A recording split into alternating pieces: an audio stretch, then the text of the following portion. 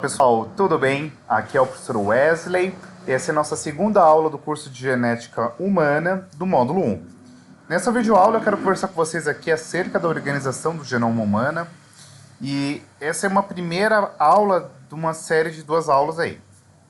Bem, simplificadamente, toda e qualquer vez que a gente fala genoma, eu quero que vocês entendam que é a sequência de DNA de todos os cromossomos de um indivíduo, sejam eles cromossomos nucleares ou mitocondriais, quando a gente fala, por exemplo, de organismos eucariontes animais, ou sequência de DNA mitocondrial, nuclear e também aqui plastidial, quando a gente fala de plantas. A ideia central quando se fala de genoma é justamente toda a somatória desses genes aí que compõem um determinado organismo, beleza? Por sua vez, eu quero que vocês entendam que a importância central de entender-se, por exemplo, a questão desses genes e como que eles se organizam dentro de uma estrutura, dentro de um organismo, é extremamente importante para que a gente consiga fazer a elucidação de processos patológicos e, sobretudo, compreender como que esses genes eles estão envolvidos com diversas patologias.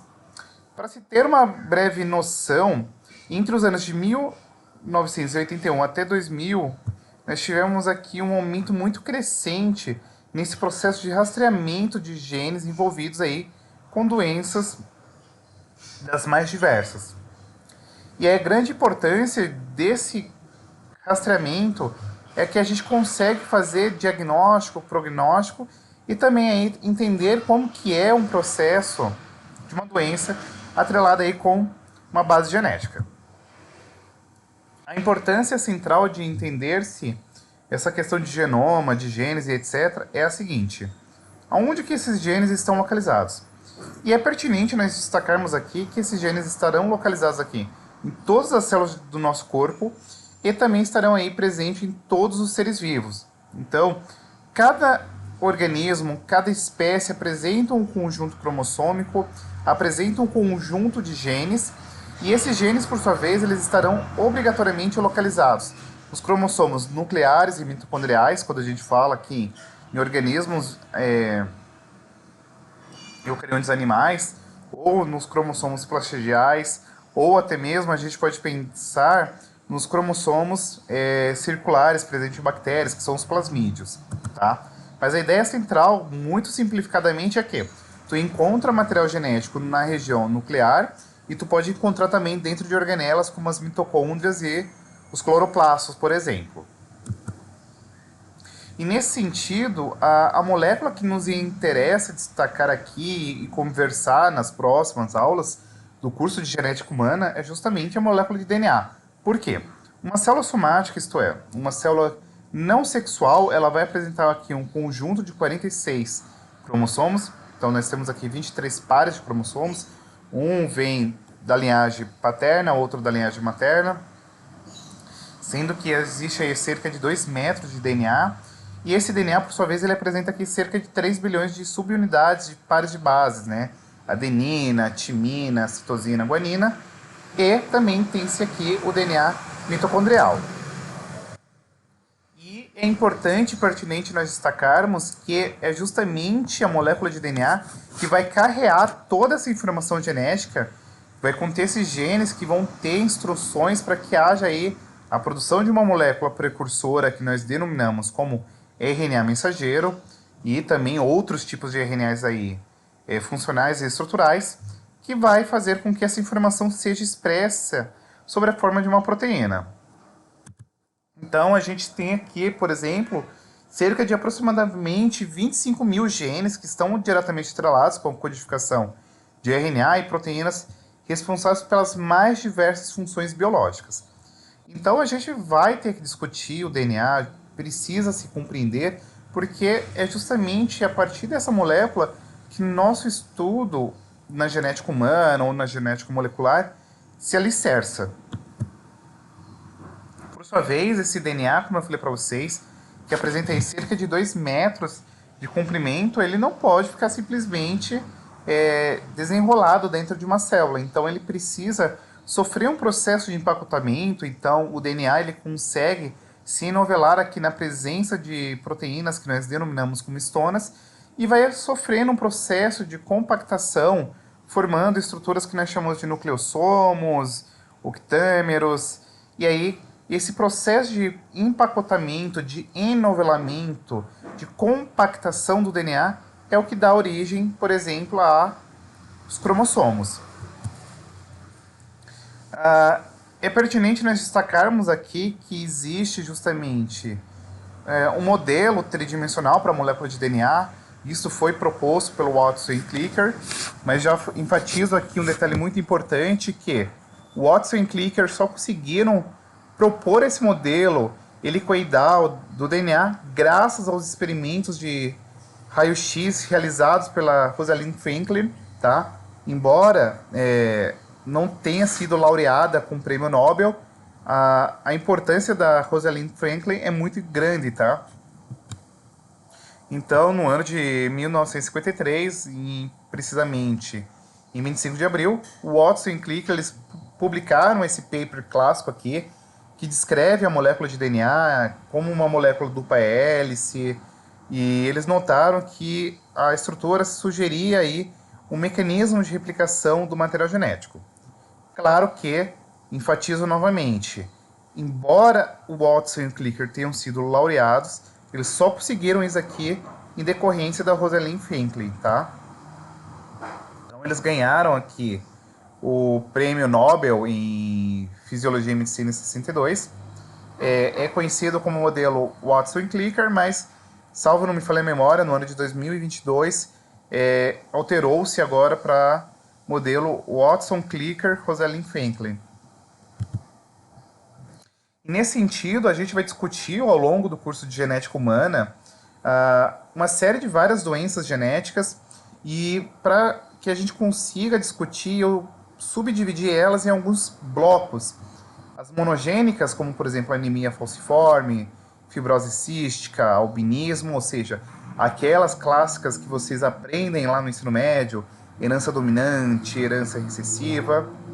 As doenças multifatoriais, que é justamente uma combinação gênica que gera predisposição, como por exemplo hipertensão, doenças cardíacas. Nós temos aqui os transtornos cromossômicos, ou seja, aquelas situações na qual você tem perda de estrutura cromossômica, aumento de estrutura cromossômica, como as trissomias, nulissomias, monossomias, tá? E tem-se aqui os distúrbios mitocondriais, que é justamente uma situação na qual tu tem um acúmulo de mutações no DNA mitocondrial, tá? E isso acaba correlacionando-se com, por exemplo, alguns distúrbios que estão diretamente atrelados com a idade, como, por exemplo, doenças cardíacas, doença de Parkinson, doença de Alzheimer. Existem algumas sugestões que isso se associa-se com essas patologias. E, por sua vez, um distúrbio mitocondrial ele é sempre herdado da linhagem materna. E nesse sentido, a ideia central, como eu falei anteriormente, é que a molécula de DNA ela sofre um processo de compactação, formando estruturas que nós denominamos como cromossomos. Então, o cromossomo, em essência, pessoal, nada mais é do que a molécula de DNA extremamente compactada. Sabe-se que os cromossomos eles são justamente oriundos, um vem do pai, um vem da mãe, formando aqui 23 pares, sendo que nós denominamos 22 pares como pares de cromossomos somáticos ou autossômicos, e um par nós chamamos de cromossomo sexual. Quando a gente faz esse processo de caracterização do conjunto cromossômico de uma espécie, nós fazemos o que nós denominamos como cariótipo, tá? Então existe um teste chamado de cariotipagem, que é basicamente um teste no qual você faz uma inibição do processo de divisão mitótica ou meiótica no estágio de metáfase, quando os cromossomos estão alinhados na placa equatorial, no seu grau máximo de condensação, e você consegue estudar a estrutura desses cromossomos, beleza? Então, como exemplo clássico de um transtorno cromossômico, eu trago novamente aqui a síndrome de Down, que eu conversei lá na nossa primeira aula, que é justamente uma situação na qual você tem uma trissomia, ou seja, você tem um conjunto de cromossomos agora com um cromossomo a mais. Então, ao invés de ter-se 46 cromossomos, tem-se 47, perdão, cromossomos, porque há uma cópia a mais do cromossomo 23. E isso pode estar atrelado com uma disjunção desigual dos cromossomos homólogos, a trissomia pode estar associada com uma translocação hobsoniana e por aí vai. Como exemplo de doenças monogênicas, a gente tem aqui duas clássicas. A primeira, que é a achondroplasia, que é a situação na qual tu tem uma substituição do aminoácido glicina pela ginina no domínio transmembranar, e por consequência isso acarreta uma mutação, ou melhor, uma variação aqui no receptor do fator de crescimento fibroblástico do tipo 3, e aí você tem essa situação na qual a pessoa apresenta a alteração na estrutura corpórea, ou seja, a região aqui do tronco é normal, né? Mas as extremidades, como por exemplo os membros inferiores e superiores, sofrem um processo de encurtamento, tá? Por sua vez, nós temos aqui o albinismo, que é a ausência ou deficiência de uma enzima associada aqui com a produção de melanina, tá? A achondroplasia é um exemplo de doença monogênica autossômica dominante, e o albinismo é um exemplo de doença autossômica recessiva. Como eu falei para vocês, tem-se aqui o DNA mitocondrial humano, ele é um DNA circular, então isso aqui já sugere, por exemplo, corrobora também com a hipótese da teoria endosimbionte, né, que é aquela teoria que fala que a mitocôndria é justamente uma organela que é oriunda de uma bactéria ter engorfado outra bactéria e ter dado origem aí a essa organela. E o DNA mitocondrial, DNA de uma bactéria, perdão, desculpa, fugiu até aqui a mente, o plasmídio ele tem um caráter circular, tá? O que é importante a gente destacar aqui? Nós temos aqui 27 genes mitocondriais, 28 aí codificados pela fita H e 9 pela fita L. O que é importante? Nós temos aqui 24 genes atrelados com a codificação para RNA, 22 aqui associados com RNA transportador e 2 com RNA ribossômico, 13 genes codificando aqui proteínas do complexo respiratório, que vão participar lá da fosforilação oxidativa, ou seja, aquele processo de produção de ATP, e outras proteínas desses complexos são codificadas aí por genes nucleares, tá? Então existe já um estudo aqui de DNA mitocondrial, e se eventualmente acontece uma mutação aqui nesses genes mitocondriais, tu pode ter uma gama de vários efeitos aqui na saúde que variam amplamente, podem incluir, por exemplo, fraqueza muscular, perda de energia, diabetes, insuficiência renal, doença cardíaca, perda de funções intelectuais, ocasionando aqui um quadro de demência, perda auditiva, anormalidades envolvendo aí olhos e visão, tá? Existe esse site aqui, o MitoMap, tá? Que é um mapa aqui dos genes mitocondriais, tá? Isso aqui é extremamente importante. Um detalhe importante a ser acrescido aqui é que a maioria das células do nosso corpo contém aí milhares de mitocôndrias, cada uma com uma ou mais cópias desse DNA, tá? E essas células elas podem apresentar uma mistura de mitocôndrias contendo aqui um DNA mutado e não mutado, que a gente chama aqui de heteroplasmia, tá? E por sua vez, é importante destacar essa questão de heteroplasmia a vocês pelo seguinte: pensar na gravidade de um distúrbio mitocondrial está justamente associado a nós pensarmos no percentual de mitocôndrias que contém essa mutação genética específica, ou seja, quanto mais mitocôndrias houver com essa mutação, maior é a propensão a nós termos aqui esses eventos, tá bom? Aqui é um heterograma que nos mostra esse padrão de herança mitocondrial de origem materna. Então percebam, se a mutação estiver aqui na linhagem paterna, ela não passa adiante, mas ela passa quando a gente pensa aqui na linhagem materna, tá? E aí, para a gente finalizar aqui essa primeira etapa da nossa discussão, a pergunta que não quero calar é a seguinte: beleza, nós falamos que os genes estão aí localizados no DNA, e como que esses genes estarão distribuídos ao longo dos cromossomos? E já trago a vocês que não existe uma relação entre o tamanho do cromossomo e o número de genes associados aqui no genoma humano. Então nós temos aqui, ó, o tamanho dos cromossomos humanos, tá? E o percentual aqui do número de genes, né? Não o percentual, mas o número de genes.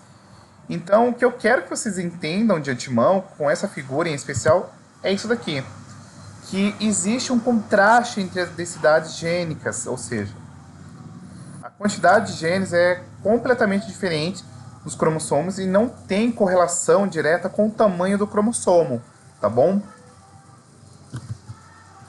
E aí nós temos aqui genes humanos que estão envolvidos aqui com a síntese das histonas. E aí o que eu quero que vocês entendam é que as histonas são justamente proteínas que são importantes para que o DNA consiga sofrer esse processo de compactação, tá? Então percebam já nessa figura aqui de antemão, eu já até deixei aqui essa informação, que genes com funções semelhantes encontrarão-se dispersos no genoma, e aí você vai ter várias cópias desses genes aí fundamentais em cromossomos diferentes, tá bom? E era isso que eu queria discutir com vocês. Como referência, eu utilizei essas 3 literaturas aqui, tá? O Thompson e Thompson, em 2016. O Genoma Humano, tá? No capítulo 3, capítulo 2 aqui. E o capítulo 9 aqui, do Strachan, tá? Se você tiver gostado, deixe o seu like, curta, compartilhe, se inscreva no canal, comente, divulgue isso, gente, ajuda bastante. Se quiser fazer parte aqui do canal, do clube, apoiando, eu fico extremamente grato, tá bom? Um super beijo e até a próxima. Fui!